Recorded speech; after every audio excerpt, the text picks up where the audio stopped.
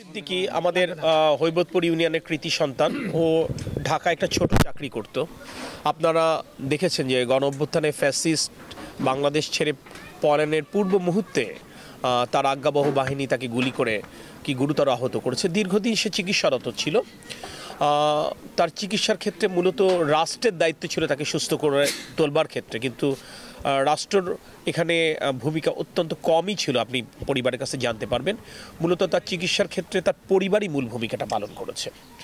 আমরাও বেশ পরে জেনেছি যেহেতু ঢাকায় সে আহত হয়েছিল এবং পরবর্তীতে ঢাকায় চিকিৎসারত ছিল। এটা জানবার পর আমাদের নেতা তারেক রহমান আমাদেরকে পাঠিয়েছেন। আমরা ও যশোরে ফিরে আসবার পরও যশোর 250 বেড হাসপাতালে যখন থেকে চিকিৎসা নেই আমার দল বিএনপি তার চিকিৎসার দায়িত্বটি নিয়েছে।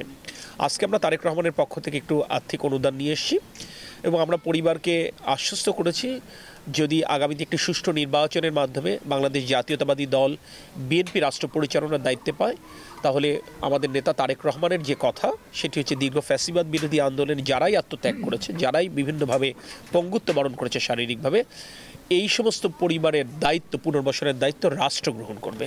আমরা সেই কথাটাই ওকে দিয়ে এসেছি এবং আশ্বস্ত করেছি যে তার যতদিন চিকিৎসার প্রয়োজন থাকবে, প্রয়োজন হবে, আমার দল বিএনপি সে দায়িত্বটা পালন করবে ইনশাআল্লাহ।